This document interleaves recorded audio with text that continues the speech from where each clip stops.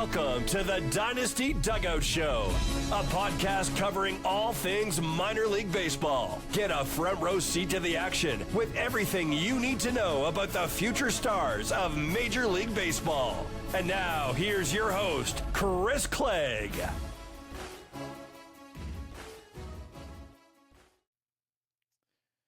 Good morning and welcome to the show. Today is Monday. It's April the 21st.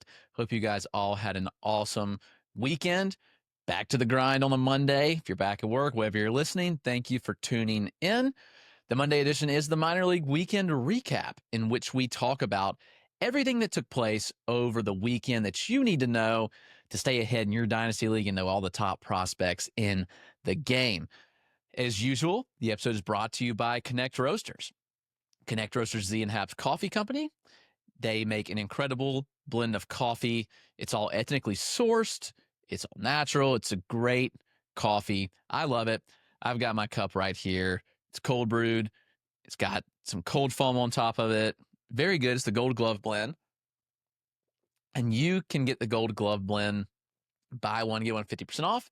Go into connectroasters.com and using the code DYNASTYDUGOUT or use the link in the description. It's a very good value, by the way. Really good coffee for the price. Can't beat it. Also, we're proud to partner with Chinook Seedery, the best seeds in the game. Thought I'd grab some packs, but they're all sitting over there. Got boxes of them. If you're around a minor league ballpark that I'm at, hit me up. I'll give you some seeds. They're great. We got a variety of flavors. You can get 10% off your first order. Go to chinookseedery.com and use the code DYNASTYDUGOUT today. Get you 10% off. Awesome seeds. They are the best seeds in the game. All right, let's dive right into the action. Talk about everything that happened this weekend. We had a lot of big performances, some two-homer performances from several guys. We had really good pitching performances. I feel like I wrote more about the pitching performances than I did about hitters because it was the pitchers that really stood out. Off the top, we had Blake Burkhalter, the Atlanta Braves. This guy was a closer at Auburn a few years ago. Braves drafted him. He ultimately had TJ, and he didn't come back until last season. So last year was his pro debut after being selected in the second round of the 2022 draft. So that was pretty notable. He had just 4.2 innings before blowing out his arm. It's a fascinating arm, though. He had an incredible week, by the way. He pitched on Tuesday and Sunday, so he had a double dip, same team twice. And he had an 18-whiff outing on Sunday and a 19-whiff outing on Tuesday.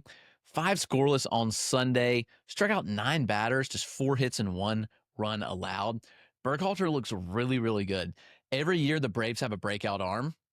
Last year was Schwellenbach. The year before that, I can't even remember who it was before that. AJ Smith-Shawver. Before that, it was Spencer Strider. You just go down the line. Like every year the Braves have pitching success. Their dev's good. I'm going to talk about 2 Braves pitchers today, Burkhalter being the first, but last year Burkhalter was good. I mean, he had a 2.71 ERA across 69 2/3 innings, backed by a 3.08 FIP. And this year, 30% strikeout rate so far with a 1.62 ERA, 7.5% walk rate. Swinging strike rate is pretty impressive at 17.6%. Has a 33% CSW. Burkhalter has a pretty cutter-heavy profile. He loves to go to the cutter. Sits in the upper 80s. It touches up to 92 at times, and it pairs well with his fastball that's up to 98, 93 to 96 range, usually for Burkhalter. Good carry, plays best at the top of the zone. He'll throw a changeup as well in the low to mid 80s, some really good fade as well. And a sweeper. He'll throw a sweeper. Sometimes it morphs into the cutter, but he'll throw a sweeping slider. Sits on the lower slide of that slider velocity band, mid 80s. Getting the upper 80s at times is pretty hard for a sweeper, but it's a pretty good pitch there. Burkhalter might be the next Brave success story. He also might be the next arm that they ship out for help at the major league level. But Burkhalter is really good. He's a name to know. Yes, he's 24 in AA, but circumstantially, I mean, you look how it happened. He had TJ in 2022, didn't come back till last year. So development timeline, he's looking pretty good. Our hitter of the weekend was Brady House, who had a 2-homer game on Saturday and had a 4-hit day. He had singles on Friday and on Sunday. Impressive series. He reached base all 6 times last week against Worcester. Pretty good team, by the way. You know, House feels like he's been around forever. He's been a household name, or I'll say household name, a name for at least like people that know amateur baseball for a while. So like 14 years old, Brady House was a popular name. He was a name I traveled to see in high school. He's good. He's just 21 years old. There's prospect fatigue. Yeah, I mean, that's absolutely happening. And for understandable reasons. I mean, 2024, it had highs and it had lows, but he stayed healthy for the first time in his career. Last year, he played 129 games. This year, he stayed healthy so far, small sample, but he's looked good. He has a 296 batting average right now. He has an 80% in his own contact rate. He has a 48% hard hit rate. Ground balls are still a bit of an issue, but he is hitting more balls in the sweet spot. So that's obviously pretty notable as well for Brady House that he's getting to the sweet spot a little bit more often. That's ideal launch angles. You know, it's no surprise. He's always hit the ball hard. He's got a 109 mile an hour ninth percentile right now. That is very, very good, by the way. Has a 91 mile an hour average exit velocity. The approach is cleaned up a bit. He's running a 34% chase rate, which is down about 6 percentage points from last year. So I think that's obviously pretty notable. The contact skills are average, but if he can improve the approach, if he can have average contact skills and average approach, like it's going to be a really fun power bat in the majors. So Brady House is our hitter of the weekend to note. So certainly like what we saw there from House. Other pitchers, before we dive into the hitters, obviously wanted to hit on those first two. They were the features of my article. You can go check that out at thedynastydugout.com. Trey Yesavage had an awesome game. He struck out 10 batters across 5 innings, didn't issue a walk. Weird start, though. He did allow 3 earned runs on 4 hits, but he was nearly perfect through 4 innings. So he entered the 5th, and he allowed 3 singles to start the inning. Kind of weird, ground ball, bloop, ground ball. And then it just kind of, I won't say it unraveled, but like he was getting BABIP to death. Yesavage is legit. First round last year to the Blue Jays. High slot release, good extension. He works in the 95, 96 range. 8 of his 20 whiffs on the start, or he had 8 whiffs on 20 swings on the fastball, which is really good. Honestly, Yesavage is way too impressive for single A. Get this guy out of here. Why are they doing it? Well, probably because they don't want him pitching in Vancouver in April, which makes sense. So it's either you shove him to Double A or you pitch him in Single A in the warm Florida weather. Makes sense. He may skip Vancouver altogether. I wouldn't be shocked if that happens if he went straight to Double A. That would happen, and I would be okay with it. I think the stuff's ready. His split change is really, really good. You look at it, it's pretty aesthetically pleasing pitch, 85 miles an hour. It's got good stuff, 12 inches of fade, 0 IVB, which pretty good on changeup. He worked a slide. He threw more of his arsenal, which I liked. Slider in the 82 to 85 range with good depth. He threw an 86 to 88 mile an hour cutter, and he even dropped in some hammer 12-6 curveballs with really good vertical movement on him. Yesavage is it. He's a top 100 prospect for me. Really good arm. He should be added right now if you don't already roster him. Bryce Cunningham, second-round pick for the Yankees. Tell you what, the Yankees smoked last year's draft so far. It's early, but it looks really, really good so far. Ben Hess and Bryce Cunningham have both been very impressive. Cunningham allowed 5 earned runs his last time out in 6 innings, but he came back and dominated on Saturday. 7 scoreless, 9 strikeouts, 1 walk. It was just 13 whiffs, but he has an elite 35% CSW. He's landing a lot of called strikes. That fastball has high carry to it, over 19 inches of vert, 10 inches of horizontal from a 6-foot release height. Very flat VAA. Considering it gets up to 97, 98, it's pretty impressive fastball for Cunningham. I think he added a cutter this year, it seems, by watching him, sitting around 90 miles an hour. Slider, mid to upper 80s, changeup. I think it's Cunningham's best pitch. Works 88 to 91 at times, good carry, and 20 inches of horizontal movement. The pitch had a 53% whiff rate last year in college. It is very, very good stuff. So, Bryce Cunningham, definitely a name to watch in the Yankees org. He could be moving up very quickly. Others of note, we had Blade Tidwell of the Mets. He had a good start. Blade Tidwell is about as up and down as you'll see. But when he's good, he's really good. When he's good, he looks like a top 100 prospect to me. That's what he looked like on Saturday, by the way. 4.1 scoreless with 9 strikeouts and 15 whiffs. He was throwing his sweeper as often as the sinker, which I like. Missed 8 bats on 11 swings, so 73% whiff rate on the sweeper in the start. 15 inches of glove side movement, sitting in the mid-80s. Like, really like what I saw there. 2 distinct fastball shapes in the sinker and the four-seamer. It's good carry on the four-seam. It's good horizontal on the sinker. And he'll mix in more traditional shape slider and a mid-80s changeup. Tidwell's inconsistent. Don't know what you're going to get. It's kind of a cherry bomb profile, but when he's good, he's really good. Wouldn't be surprised if he made his major league debut this year. Jake Bloss of the Blue Jays bounced back in a big way. Bloss was bad for the first 3 starts. He pitched in bad weather conditions too, which I noted. Everybody's freaking out about him. I was like, okay, like he's pitched in rain. He's pitched in 30-degree weather multiple times. It was a sunny 52 in Buffalo on Sundays. He made his second start in Buffalo of the week, and it was really, really good. He struck out 7, did not walk a batter across 4 2/3. Did not allow a run either. Good start for Jake Bloss. Much needed. Fastball averages 93-94, tops at 97 with 18 inches of vert from 5'8" release height. So it's a very flat vertical approach angle too, which helps. Slider sits 86 with about 6 inches of glove side movement. He spins it efficiently, had a 43% whiff rate on the pitch on Sunday. He threw his changeup more, which I found encouraging. It's at 87-90 with 12 inches of fade. I think it's possible he just had better feel for the pitch considering it was a little warmer and it wasn't freezing cold or raining. And Bloss even used its curve and sinker 10% of the time on Sunday. I think it's impressive arsenal. I think Bloss is a really good pitcher, and I think Jake Bloss should probably be considered for top 100 status and to go into the Blue Jays rotation pretty soon. So I think he's good. I don't really care as much what he did in the past. I'm still a Jake Bloss fan. Maybe a name you aren't aware of. That's Wellington Aracena. I hope I'm saying that right. It's Aracena. New York Mets 20-year-old pitching prospect in single A. He was hit around in his Tuesday start against Tampa. He actually pitched out of the bullpen on Sunday, but went 3 innings and struck out 6 batters. Did not issue a walk, no earned runs, looked really good. Aracena is an electric arsenal. I mean, four-seam, average north of 96. It'll touch 100. If you look on Baseball Savant, like, they have no clue what he's throwing. Like, he's got 97-mile-an-hour changeups on there. He's got 92-mile-an-hour four-seams, which are cutters. Like, they misclassified all the pitches yesterday, so hopefully that gets fixed. But I did parse it out in the article if you want to go read that, see exactly what he was throwing. The four-seam doesn't really have outlier traits, but he did touch 19 inches of vert.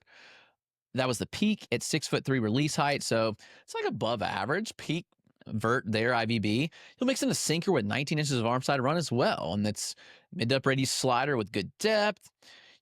I think he's an intriguing arm to keep an eye on. He's 20 years old. It's pretty electric stuff. Like, Aracena might be a dude. So New York Mets arm Wellington Aracena. Herick Hernandez of the Braves. Again, the Braves strike again. Left-handed pitcher out of Miami. Miami doesn't know how to use pitchers. Miami University, that is. They have no clue how to pitch dev, don't know how to get their best other pitchers. Look at the guys that have come out of there and have been really good. The changes that the Rangers made last year in Alejandro Rosario. The Braves drafted Herick Hernandez. That's Herick Hernandez. I mean, he's electric again. He struck out 9 on Tuesday. Did not allow a run in 4 2/3 innings. Just as good on Sunday, 4 2/3. Struck out 7 with just 2 hits and 2 walks allowed. I mean, it's good stuff. The fastball works 92-94. It's poor extension, but it's strong carry at the top of the zone. He can get 20 inches of vert on the fastball. The pitch plays pretty well. He's a slider. Primary swing and miss pitch, 83-85. Good depth and sweeping action. And then he'll dial it back to a 2-plane curveball in the mid-70s. I want to see him throw the changeup more often. It's a good carry with nice fade. He just doesn't throw it that much. I'd love to see him further develop that to kind of be a platoon neutralizer to right-handed bats. But Herick Hernandez is fascinating. I think he's a good arm. The strike rate's up, which I think is notable. The bat messing ability is good. I think he could be a big riser in the Braves system, and it would not shock me at all. Let's take a quick break, and then we will get back to some hitters that stood out over the weekend. A lot of 2-home run performances. Let's talk about them in just a moment. Back from the break, let's talk all these standout hitters from the weekend. We have a good mix of names, from big-name prospects to lower-level prospects, all over the board of some guys that stood out. I want to talk about several of the 2-homer performances that we had, starting with Yanqiuel Fernandez. Fernandez is interesting. I think at this point, everybody knows that. There were times when people talked about him as a top 20 prospect because he was hitting home runs. I pushed it off because he's always chased at a 40% clip. He's always had average to worst contact skills. 2 more homers on Sunday. He has 5 total through 17 games so far. Homers were at 102.5 and 100.3 miles an hour. One traveled 420 feet on 420, fitting, right?